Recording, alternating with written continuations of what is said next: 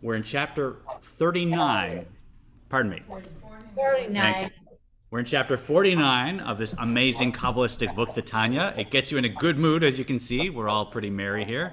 So I hope you will join us here on Facebook or on YouTube, or come join the class live. We're going through a whole system, learning how to love and have awe for God using a profound meditation, which is called The Way a Face Reflects a Face. So I don't want to go through the whole spiel, look at our last classes, but essentially we know a human being, when they feel or when someone loves them, that love is reflected in their heart automatically, no matter what. Even if they're not aware, somewhere in their heart it's reflected. And then we went through a whole series of chapters showing us how much God loves us with a mashal, and then we'll go through the whole thing as we go through the class today, in order to awaken that love in us. Now, finally, we're going to connect this to something important to each of us, and that is Jewish prayer. That's when we say the Shema every day, and V'ahavta, and the rest. I still have an echo that's coming from somewhere. I found it. That should work. So when we open up the Shema, when we say V'ahavta, when we do the prayers before and after, it's nice to just sit and do it like a Jewish person. It feels good. Maybe there's some nice music at Temple Israel, and you've said the Shema. Of course, there's value. It's wonderful. But we said at the beginning of these chapters, this meditation is going to connect to all the aspects of the Shema, that the Shema, the V'ahavta, the blessings before, the blessings after, and is going to ignite a meditation that will connect us to the Shema in a much deeper way. So this chapter, now we're going to come back and understand how all that we've learned, the whole metaphor of God taking us out of Egypt and of God putting aside all of creation to pay attention just to us, not only how that will cause a great love in us that we can ignite every day, like that, no matter what level I'm at, no matter what mood I'm in, but also now how we connect that to the Shema and to the various blessings of the Shema so that we understand how this meditation connects to Jewish prayer. So we just started in the chapter and we said, even though we're not going to go into the details of how this tzimtzum, how it is that God is holding back in order to create worlds so that we can have this experience, because that's for somewhere else. But in general, there's 3 levels. We should understand there's 3 levels and many, many, many worlds within each of those levels. And let's jump in at 746. Uchdei livro olam habriya shehen neshamot u'malachim elyonim asher avodatam lashem bivchinat chochma bin adat mitlapshim bahem. And if you'll unmute, Eleanor, go ahead with in order to create. And we're on page 746 in this version of Lessons in Tanya, in chapter 49. Do you see where we are, Eleanor? And you want to unmute. Thanks. What is the word yet in general? In order to create. Oh. Below that. Oh, below that. Okay. In order to create the world of Beria, which consists of the higher souls and angels, whose service to God is in the sphere of the intellectual faculties of Chabad, which are clothed in them, godliness is revealed to them in an intellectual manner through the 3 intellectual faculties of Hokmah, Bina, and Dat. So when we talk about the general contractions that God had to create, the holding back of all God's light and all God's infinitude, the first one that we're discussing, it was to create the world of Bria. And once God held back that light completely and had all these different types of contractions, there could be a world of Bria which had these higher souls we discussed, tzaddikim that are rooted in Bria, and angels who actually have intellectual appreciation of godliness. That is this great world of Bria. It happened after this massive contraction. Vehem masigim mekablim mehem hayat tchila tzimtzum atzum kanizkar la'el. Let's do the next 2, Doreen. So you'll go, and they through above.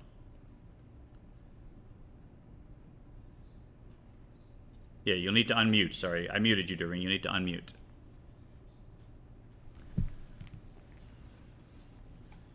There you go. and they, the souls and angels, apprehend them and receive influence from them, from Chabad, which illumines them. And go on the next one. They're preceded. They're necessarily. One more, if you would. Yeah, I'll do it. They're necessarily preceded a powerful contraction, as mentioned above. So there had to be a contraction for Bria to come into place. V'chen mi Bria litzira. Go on, Linda.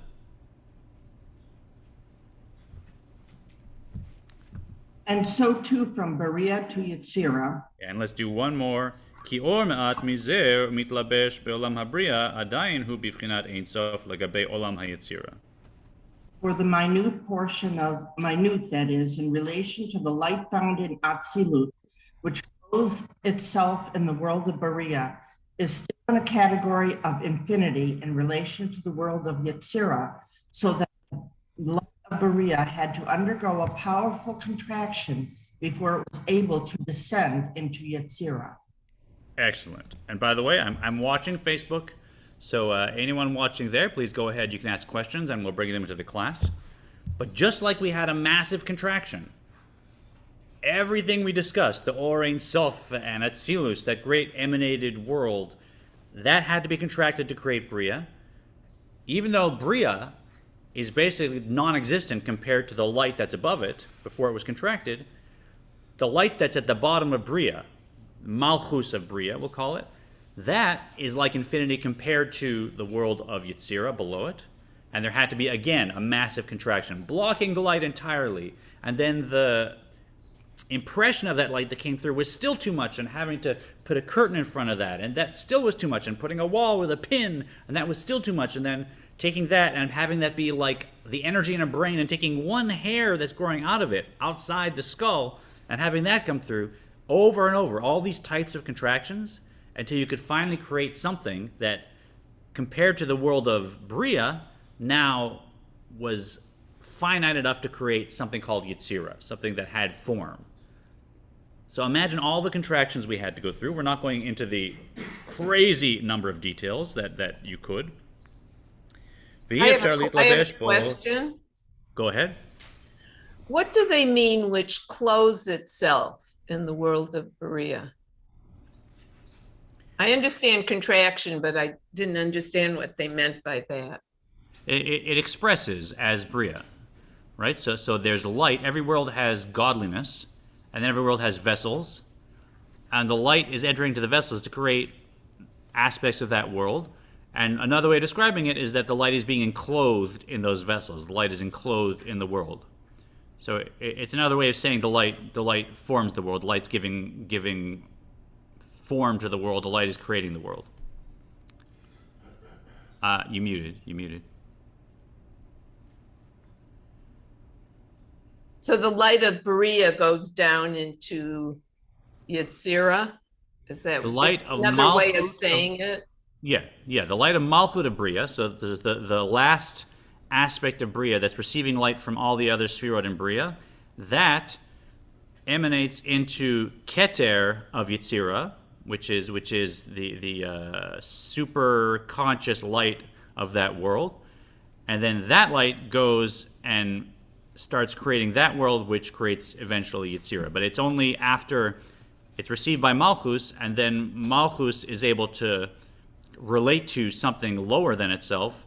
That light now essentially becomes Keter of the next world, and that next world starts. So they could have said that instead of clothed itself, right? They could have, yeah. Yeah. Okay. Enclosed has other connotations. I don't want to go deep into that, but it's also. Well, that's why I brought it up. To me, it had other connotations. Okay. Michael, is there any way you can turn that volume up? We have a hard time hearing what they're saying. Yeah. Let me do that. Thanks. Just turning up the volume for the class here. Let me know if that's good. And we're v'efshar and is unable. V'efshar litlabesh bo ela al yedei tzimtzum v'helem v'chein mitzira lasiya. And Paula, why don't you read the next one if you'll unmute?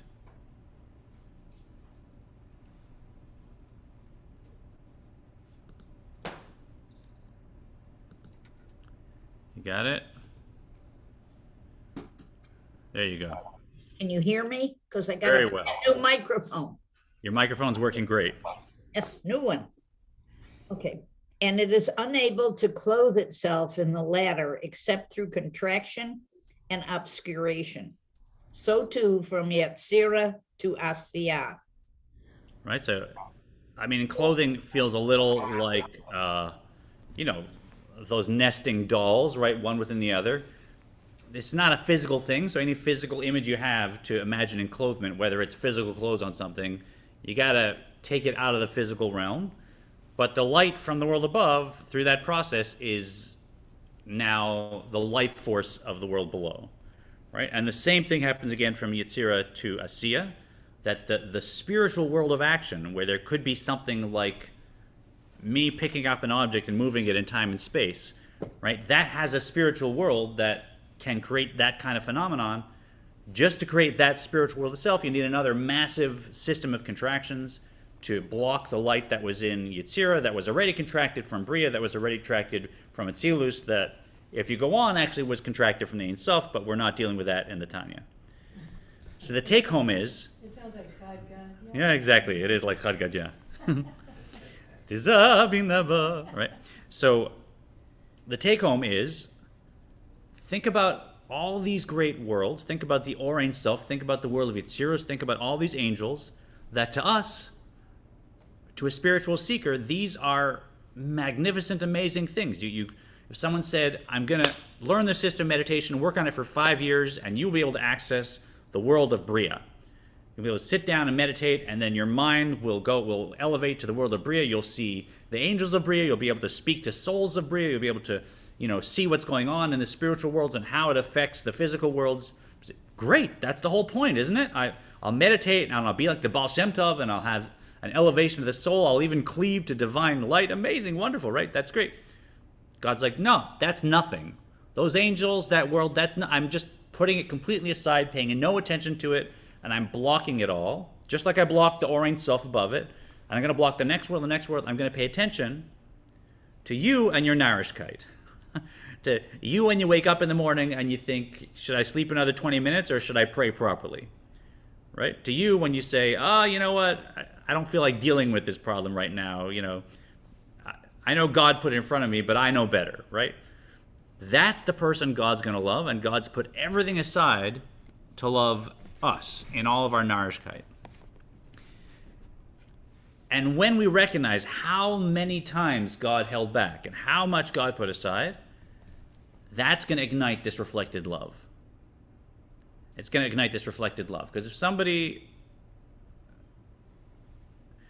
had an amazing life, and somebody had, in Canada, there's a well-known story. One of the monarchs of England that was supposed to have the throne. I forget the name. I wish I had a person to look things up, right? But they fell in love with someone and they gave up the throne to marry this person because at the time, you couldn't marry or whatever it was. Was it King Edward? Okay, there you go. Okay, so King Edward gave her the throne. Imagine the love this person would feel. This was supposed to be the King of England, right? I mean, a whole lineage, a whole thing, and all the wealth and all the power and all the prestige, be on the penny, I'd have you, right? And I don't know the historical facts. I might have the wrong name, whatever. But imagine being this person and saying, not only does this person love me, this person is in such a high place. They're a unique individual, right? Revered by an entire country, by a whole tradition, and they're just going to put that aside. They say, no, I'm going to put that aside. I'm going to love you instead. Imagine how much more love you feel to this person because they would do that for you. And now look at what God has done. Look at what the Ein Sof has done, putting aside these tremendous, celestial, magnificent, cosmic creations of infinite light. So no, that stuff didn't matter at all. I just did it because I wanted to create Smolash's human body with his narishkeit. I'm going to love him even though he's the most flawed person. Like he doesn't even understand how flawed he is, right? He doesn't understand like an inch of how flawed he is, and I love him. I love watching every so often he gets something right, and it just tickles. I love it, right? I'm loving him, right? And how does your heart feel when you recognize that? So that's the take home. Don't worry about all the details of the contractions. We're going for the emotional reflection. Ki or? Uchmo? I don't even know where I am at all. Sub 48. Oh, we turned the page. There's the problem. וכמו שנתבאר במקום אחר, ביאור שלושה צמצומים אלו באריכות לקרב אל שכלנו הדל. And I think, Rick, if you want to holler. Howler? An elaborate explanation of these three contractions is given elsewhere in order to make them more accessible to our poor intellect. Can you hear that online? Is that discernible? Two yeses, one no. Here, no, that mic is not connected to this. That will not work. Yeah. Yeah. So an elaborate explanation of these three contractions given elsewhere to make them more accessible to people like us, right? We don't have to worry about it.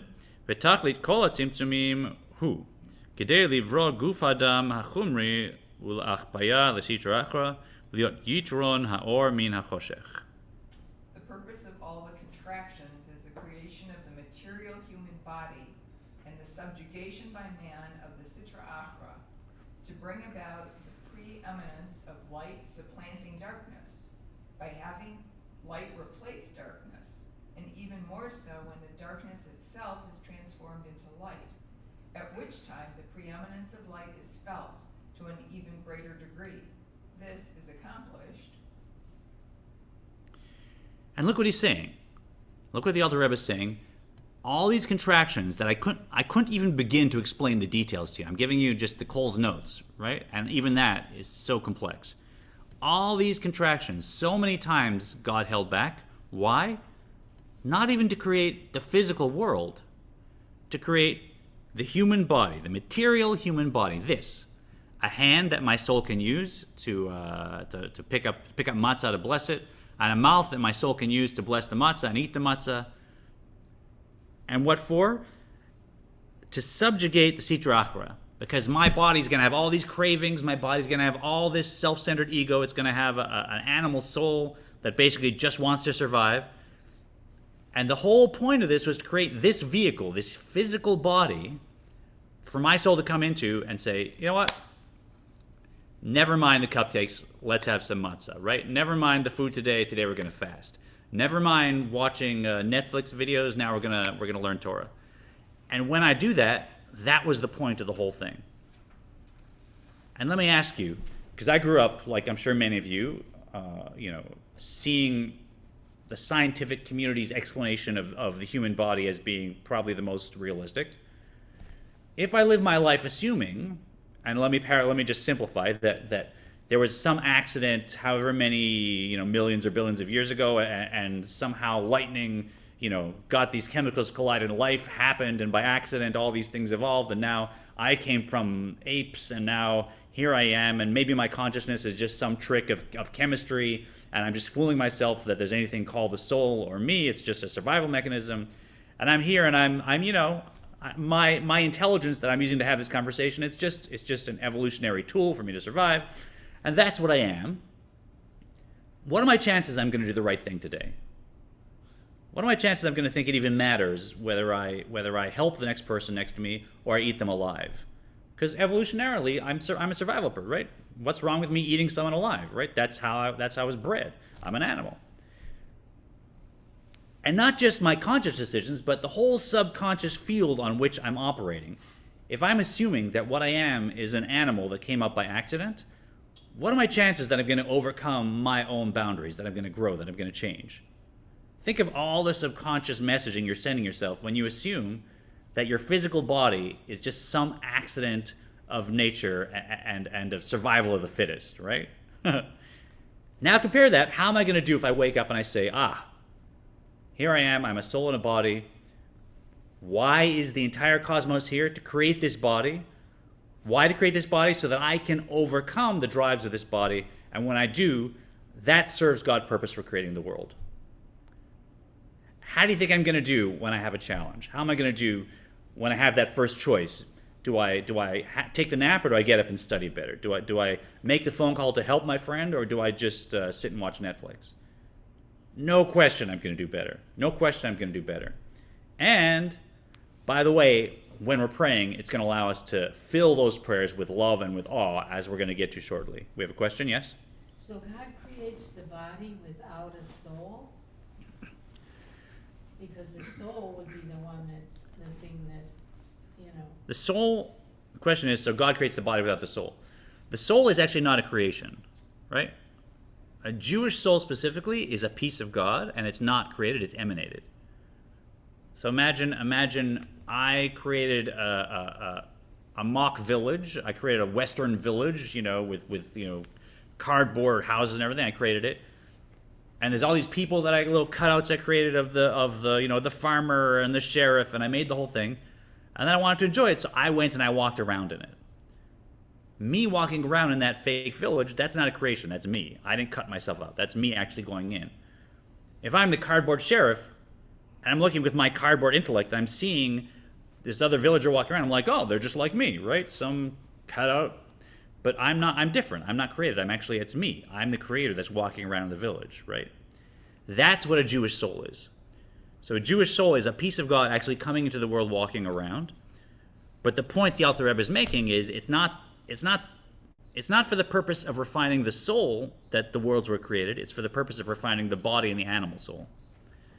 So here he's saying the point of creating the worlds was so that there could be a physical body for this soul, which is not created, to come into and refine. So the soul's involved, but he's pointing out here the value of just the physical body, right? And imagine that makes me love God more, because God didn't even create the world for my soul. God created it just for my body with all its narishkeit. Imagine, right? So then how can man subjugate the Sitra Achra? It said, Yeah, we subjugate the Sitra Achra. how can he, if he When- doesn't have, if he's not created with his soul, or, if the soul isn't part of him? Okay, hi Jim. Good to welcome you to Facebook. Please, we've got 3 people watching live, so please put questions in the chat. So the soul is also involved. I don't want to confuse people. When he says the point was to create the material human body so that the soul could be in the body and subjugate the body. So the soul's involved, but the soul's not created, and it's not for the point of refining the soul that God had to put aside the worlds. Okay. He's talking about the husk. The husk. B'halot Adam et nafsho helokit v'achiyonit levusheha v'chol kochot haguf kulan Lashem levado kaniskar la'el. And here, so thank you, Alter Rebbe, for contradicting exactly what I just tried to say he was teaching. Apparently we are elevating our divine soul too, so I stand corrected. I'm sure it's more complex, and there's some explanations here. When a person elevates his divine soul and his vivifying soul, a soul which received its nourishment from klipot, but through man's service in Torah and mitzvot is elevated and incorporated into holiness, thereby elevating the souls, together with their garments of thought, speech, and action, and all the powers of the body to God alone, as has been discussed earlier at length. Okay, so I think my error was I said you don't have to elevate the divine soul. The fact you don't have to repair or correct. The divine soul doesn't need repair, it doesn't need fixing. But of course, when the divine soul learns Torah like we're doing, it's elevated to the level of chokhmah of the Ein Sof. And when it does a mitzvah, it's elevated to the level even of will, of keter, of the Ein Sof, of ratzon. So it can be elevated, but it doesn't need repair like the animal soul. But this is exactly to answer your question. How do we knock down the Sitra Achra? By being in this physical body. When we put aside the drives of the physical body and the animal soul, and we learn Torah like we're doing, or we give tzedakah, or we do a mitzvah like we do on Pesach all the time, then the garments of our divine soul are completely connected to the chokhmah and ratzon of the Ein Sof, and it elevates also the garments of the animal soul and even the energy of the physical body. And by refining the physical body, now we knock down a bunch of the Sitra Achra in the spiritual worlds, and that was the point of creation. God looks and says, yes, I love it. I love you guys. Right? Not the angels and not the Ein Sof. I love you guys. Make sense? For this, kizeh tachlit hishtalshlut haolamot. Go ahead. For this is the purpose of the progressive descent of the worlds. That is it. If you want to know why this physical world was created out of all the spiritual worlds above it, why God would bother to block so much gorgeous infinite light, It was specifically so that we could be here and not be doing something self-centered, but instead be doing something holy and elevating everything around us and elevating our physical bodies.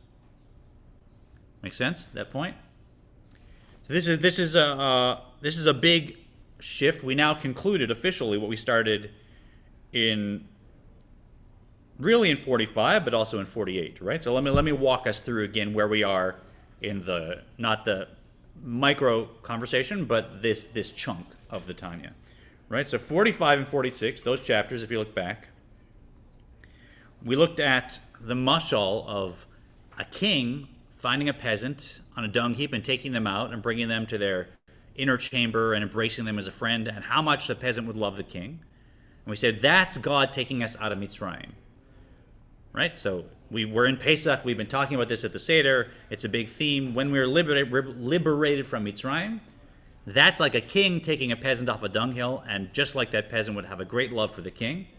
We should look back and say, look, God took the Jewish people out. I should love God, just thinking about that. Right, and in 46, we went on and we said it's like a marriage. We came to Sinai. We weren't just taken out just to be freed. We were taken out to have a connection to God and to receive the Torah and to be under the chuppah, as we were at Sinai with God. So it's even like a marriage. And we looked at the idea of kiddushin. And every time we say Baruch Atah Asher Kidshanu, we're like being married to God again and heightening that emotional response. Then we had a problem. We said, but that's historical. And I'm not so inspired today by history. I could ignore history. It's a long time ago. In 47, the Alter Rebbe said, no, it happens every day. Right? When we say, B'chol dor vador, in every generation you should see yourself as if you came out of Egypt, there's another opinion that says, actually, you should see yourself as if you came out of Egypt that day. And although that didn't make it into the Haggadah, we don't sing that, the Alter Rebbe brought it and he said, it actually does happen every day. It actually does, because every story in the Torah has a psycho-spiritual dynamic that is continually happening. There's nothing in the Torah that's not true for you right now. You just have to see the connection. And he said, how is it true for you now? When I woke up this morning, I said the Shema, I had a prayer service, whatever that was, however long or short. And when I said the Shema, it happened again. God said, there you are, Smolash, and trapped by your own narishkeit, trapped by your own ego. I'm going to pull your soul out of it when you say the Shema, and you're going to be like you were at Sinai. You're going to be one with me, completely freed from your mitzarim, from your limitations. So we actually come out of Mitzrayim every single day when we say the Shema. It's on a continual basis. And that's the essence. Now we're going to get to connecting. I'll give you an introduction to it today. We'll get to connecting this to our prayers more deliberately. But that's the idea of the Shema. And I know you got to go, Rick, thanks. The idea of the Shema is I'm creating a love so strong because I'm recognizing that my soul goes up out of limitations and is completely one with God. So I say the Shema. At that moment, it's like I just was freed from Mitzrayim. I just was taken out by a miracle from my own limitations. And then right after that, I say, Ve'ahavta, and I'm going to love God beyond, as we'll see, my possessions, beyond my own life, beyond everything.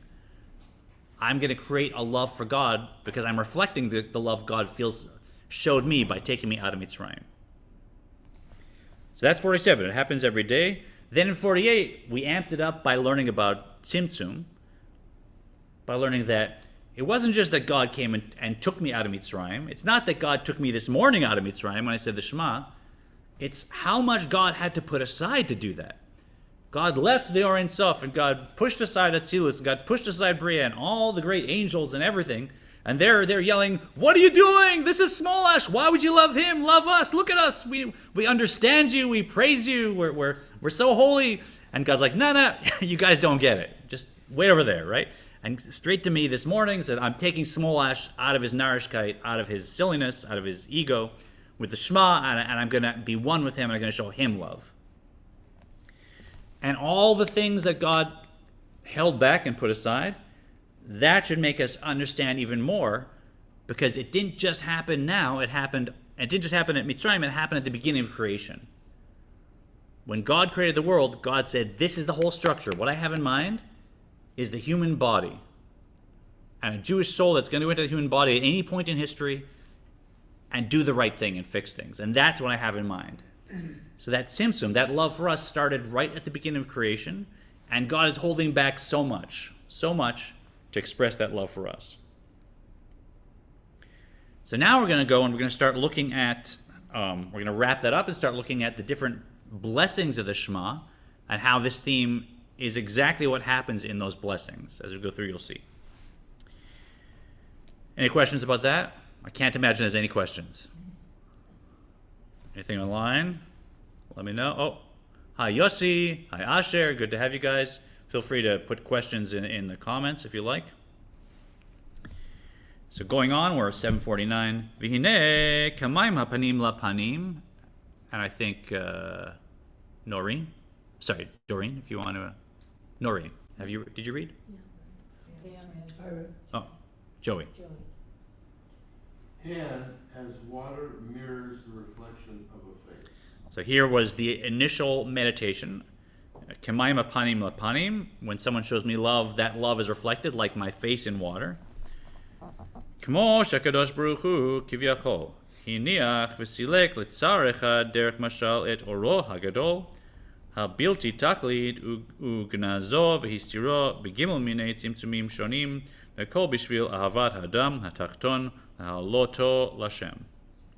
As God has, as it were, laid down and set aside, figuratively speaking, his great infinite light, and has stored it away and concealed it by means of three different kinds of contractions. And all this because of his love, because for lowly man in order to raise him up to God. And you see, even in the Alter Rebbe's language, God's laid down and set aside his great infinite light and stored away and concealed it by means of three contractions. So first it's completely set aside, and then it's also concealed by contractions because of God's love for us. So it's like, and this is a metaphor we use often, it's like a great, great scholar, a great physics researcher, like someone at the top of their field that's researching crazy quantum colliding stuff. And a grade 1 student comes and asks them a question about their work. So if they were to explain it at their level, even anything relating to their level, the kid would just wander off. They wouldn't get anything. They'd be so bored. There'd be nothing that they'd receive. So first they have to take their understanding of quantum mechanics and what they're working on. They have to take it and just put it completely aside. Say, you know what? With this grade 1 student, I'm not going to talk about that. I'm going to put it aside. And then they're going to find something that relates to it, but it's something else, right? So maybe they're talking about a schoolyard and how kids play in the schoolyard. You notice, some kids go over here, some kids go over here. How do you know where a kid is in the schoolyard? I don't know. That's something a kid can think about, right? We're not talking about quantum mechanics and that the location of some physical object just has to do with wave principles and whatever that means, right? I'm talking about kids in the schoolyard. You see, someone could be here or here or here, and if you wonder where they are, you're not sure, right? And maybe a grade 1 kid can understand that. But then they haven't just set aside the initial subject, they also have to conceal it. They're not even going to use the kind of language they would normally use. They're not even going to use the kind of adult thought processes they would use. They have to even now conceal it by talking to them in their terms, right? You like recess, right? Oh, I like recess. What do you do at recess? I like to play tag. Oh, cool. So how many friends you play tag with? I don't know, 5 or 6. Okay. So when you're playing tag, how do you know where people are? Is like, oh, maybe that's too complicated, right? When you're playing tag, is it hard to catch somebody? Yeah, it's hard to catch somebody. And you make sure you're talking at their level and you're concealing everything about your thought process. And if this physics genius does that, then maybe that grade 1 student is going to understand something about the original subject that was put aside. But first it has to be concealed. First it has to be set aside entirely. Then it has to be concealed. And that's what's happening with the Or Ein Sof. It's being put aside completely and then also concealed. Why? So God could give us something and have a relationship with us. Ki ahava docheket habasar. Let's start again. We're online. So Eleanor, why don't you unmute and go ahead for love. You'll need to unmute. Eleanor. For love impels the flesh, so that the flesh will not impede it. Thus, because of God's love for his people, he, figuratively speaking, set aside his great light and Concealed. concealed it through many contractions and so on, this being so. All right, so for love impels the flesh. There's a saying, if there's room in the heart, there's room in the home. So, if I've got if I've got siblings that have 10 kids, or that have a lot of chaos in their family, and they're coming to visit, I don't have room for them. But if I love them, they're going to be in the house anyways, right? And I'm going to make room. If it's 5 to a bedroom, whatever, we'll figure it out. This actually comes from a colorful story in the Gemara that people don't actually often talk about when they, and I can understand why. It's colorful. So, but just the root, they talked about a famous scholar that was very rotund, was very, very large in body, and whose wife was also very large in body. And they talked about how could they possibly procreate? How could they physically have intercourse? And they said, love impels the flesh.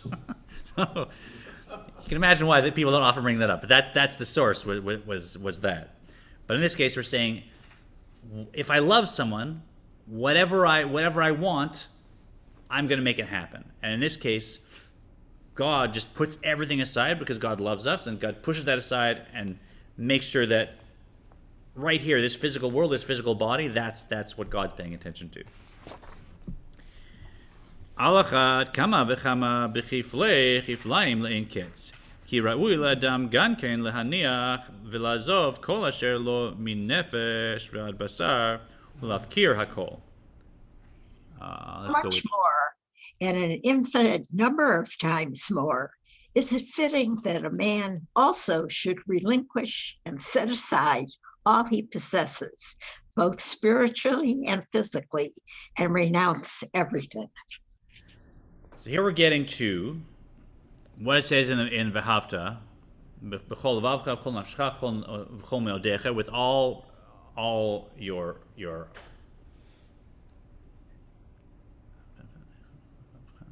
with all your with both your hearts, which often it says both inclinations, but here we're just talking about your Possessions?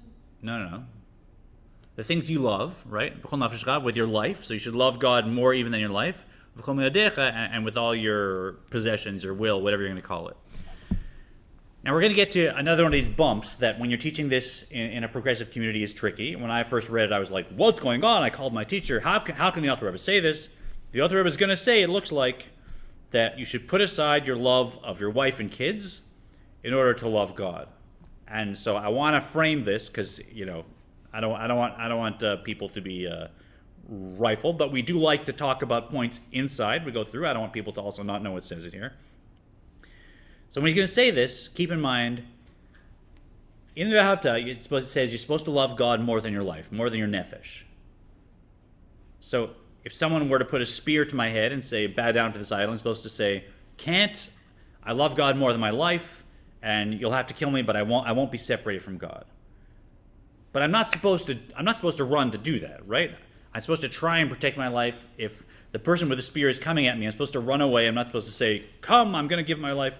Like, I should protect my life. If I can physically defend myself, I should take their spear away and knock them out. I'm not supposed to not love my life. It's just, if it comes down to it, and if I have to give up my life in order not to be separated from God, that's how much I should love God, right? But I still love my life, obviously, and I am doing everything. In fact, it's a mitzvah to take care of myself, protect my life, preserve the life of others, of course. So when it says that in the Shema and the V'havta, you'll love God more than your life, it doesn't mean I don't love my life. I do. It doesn't mean it's not a mitzvah to love my life. But in the end, I love my life, but the ultimate reason why I should preserve my life and not smoke and exercise and take good care of myself and defend myself is because God created that soul and God's commanding me to love my life. And so in the end, my love of my life shouldn't get in the way of my love for God. And that's what the V'havta is saying. That yes, it's a mitzvah to love your life, it's natural to love your life, it's good, and you should love your life tremendously, but it shouldn't get in the way of this love for God, who ultimately we know is the source of that life and is commanding us to love my life. So same thing with possessions, and same thing with the kind of natural love we have for our spouse and for our children. It's tremendous, it's deep, it's wonderful. We should love our kids, but that love is not supposed to get in the way and supersede of my love of God. And in fact, this meditation gets to the point where my love of God is so intense that it's beyond even my love for my wife, my children, anything in the world, my own life, whatever it is. But that doesn't mean I love my wife and kids less, or I love my life less. Because it's also a mitzvah to love your wife. It's a mitzvah to love your kids. It's a mitzvah to love every Jew. So in the end, spiritually, the whole thing is one, right? The Baal Shem Tov says, loving another Jew, whether they're your family or not your family, that is the same as loving God. And really, it's all one phenomenon. Loving another person is an explanation of how you love God. And here, when we're looking at the meditation, when we're focusing on the God side of that equation, nothing should get in the way. Even something as beautiful and wonderful and Jewish as a love of wife and kids. That's the point. I'll take any dissenting opinions now before we go on. It's not a dissenting opinion, it's just not so hard. Because you think about the source, where did everything come from? It's all part of one. Yeah. So, Okay. All the same. Good. So it feels more intuitive to people in the class. Good. So how much more should we set aside, just like God set aside? We want to love God back, and it's natural we'd love God back, and we should set aside whatever it is, starting with the petty things in my life. Right? I may have a big ego, and I may be very attached to a certain view of myself, and today someone may poke that. And so I should set aside my ego and my reactions and not lash out and not be triggered, because that's just my ego. Let me set that aside to love God. Right? If I have habits or addictions that are getting in the way of me being a good person, I should set those aside. If I have only so much time, and I want to work to get a nicer home or get a nicer car, whatever it is, maybe I should set that aside and work to help other people in the community. At every point, I can set aside things, but then we move on to other things like, my own love of my own life. Right? At some point, you may have to choose between doing something really critical for someone and your own health, at least in terms of stress or sleep. And sometimes you do want to set that aside. Balanced, we need to take care of ourselves, but sometimes, you want to have kids. It's going to mean some sleepless nights. You're setting aside a lot of rest and a lot of just having your own choice of what to do because you want to have that kid. So you're setting aside your own freedom. And finally, they'll say, בשביל לדווקא בו יתברך בדביקה, חשיקה וחפיצה ולא יהיה שום מונע מבית מבחוץ, לא גוף ולא נפש ולא ממון ולא אישה ובנים. In order to cleave to him with attachment, desire, and longing, without any hindrance within or without, neither of body nor soul, hindrances from within, nor money, nor wife and children, hindrances from without. None of these things should hinder him from cleaving to God. By renouncing them all, he sets aside even his most important needs for the sake of his love of God. Make sense? So in the end, I'm going to set it all aside. When I'm focusing on God in the Shema, I'm saying everything that I love, it can get fragmented. Right? The love that I feel for everything, it can have a fragmented quality where I have love of my life, I have love of my children, I have love of my wife, I have love of my possessions, etc., etc. And those feel like different loves. We're trying to defragment that. We're trying to say it's just one love. Every love that I feel, it's all coming from one source. And none of the ways I project the world with my mind should fragment that love so that any of it stands in the way of focusing on my love for God. My love for my wife is loving God. My love for my children is loving God. My love for my balanced love for my possessions and how they let me fulfill my mission, that is love for God. My love of my own life, that is love for God. And none of them should get in the way because God set everything aside for us, so we should set all that aside and just focus on it's just all a love for God. ובזה יובן, טוב טעם ודעת לתקנת חכמים שתקנו ברכות קריאת שמע, Shtaim lefaneha hulu. Go ahead. Paul is off, so why don't you go ahead? This will enable one to understand the eminently reasonable explanation of the Rabbinic enactment in ordinating the recitation of the blessings of the Shema. 2 blessings precede it, and so on. So if you're with us when we talked about was it chapter 47, where we talked about Yetziat Mitzrayim, we talked about why is it that we read about going out from Mitzrayim connected to the Havta. It doesn't seem to make sense, because what connection does it have? It's not part of the Havta, and it's a separate mitzvah to remember that every day, but why attach it to that? And the Alter Rebbe said, no, it is because that's what just happened. When you said the Shema, you came out of Mitzrayim that moment, so that's why it's attached. You remember it's thematically attached. Now he's asking the same question, not about Yetziat Mitzrayim, but about the blessings of the Shema.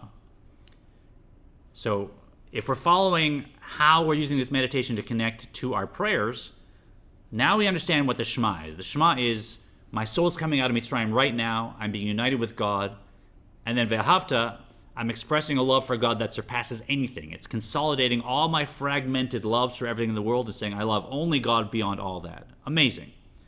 Right? And then, of course, Yetziat Mitzrayim, I say I came out of Mitzrayim, that acknowledges, really emphasizes for my mind, God just took me out. I'm not in my limitations anymore. Maybe my conscious brain is not sensing it, but somewhere in me, there's a sensitivity that my soul is experiencing complete oneness with God.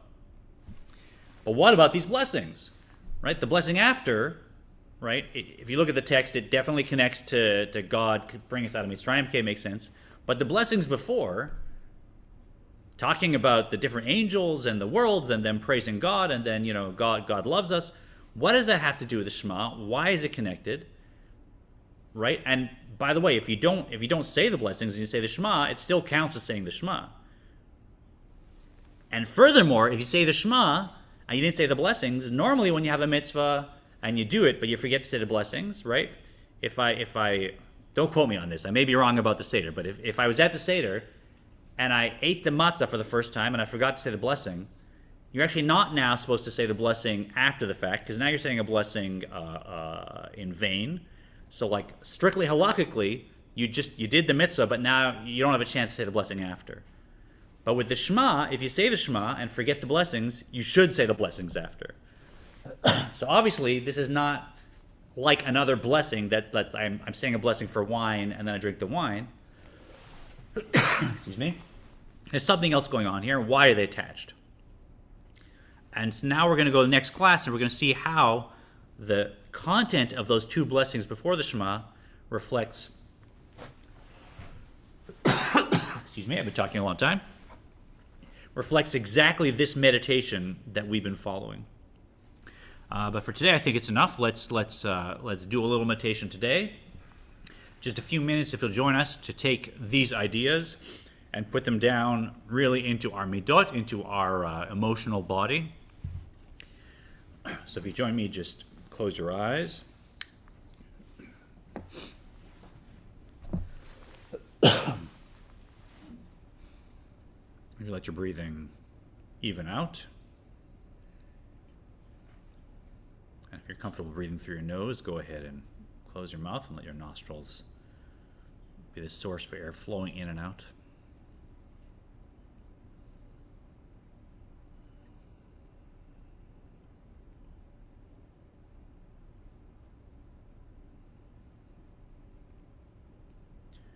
Let's start counting 4 breaths for each of the 4 stages of the 4 counts for the 4 stages of breath. So we'll count in for 4, keep the breath in for 4, out for 4, and remain empty for 4. Starting with me, breathing in, 2, 3, 4, stay full, 2, 3, 4, back out, 2, 3, 4, and staying empty, 2, 3, keep going, breathing in, 2, 3, 4, stay full, 2, 3, 4, back out, 2, 3, 4, and empty. Keep going on your own pace, breathing in again, As we do this, we're creating a level playing field, as it were, in our consciousness, just evening out the flow of breath, relaxing the nervous system, emptying the mind of content. Lots of physiological benefits to this, just this practice alone.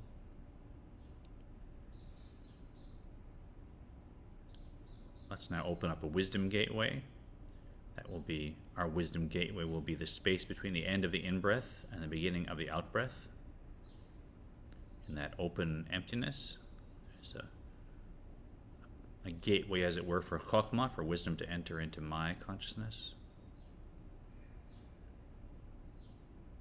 Just open that gateway and sort of remain there as you continue through this breathing cycle.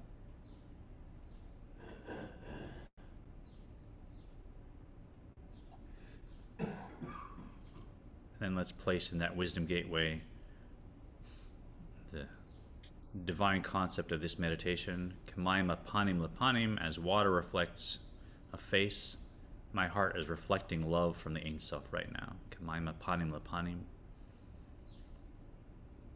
Just picture that love from God and that reflected love within you.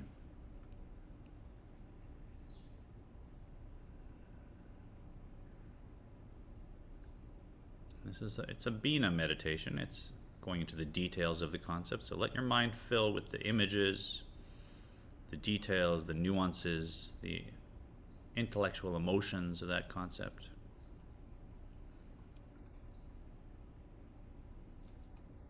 And if the screen in your mind is small, enlarge it, make it an Omnimax screen.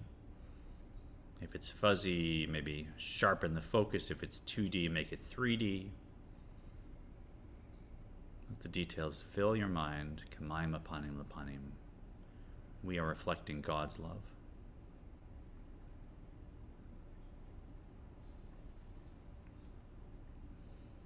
Let your mind just be full of that divine concept, just like a cup of wine on our Seder table, nice and full to the top. Rather than an empty mind, we have a nice full mind, everything focused on this divine concept.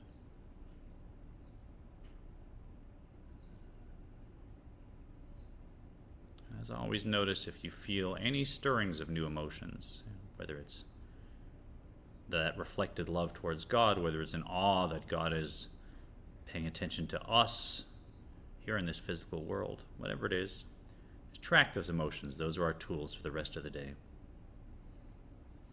I ask you to wiggle your toes and fingers, open your eyes. Excellent learning, everyone. Wish you a good end of Pesach. We have Chag starting again tonight, so wonderful. Hope you all enjoy. And please feel free, as always, if you want to join our class, please email Maya at temple-israel.org, and she will send you the links. You can come in on our Zoom class, watch on Facebook, watch on YouTube. We love having you. Have a Chag Sameach, and talk to you next time.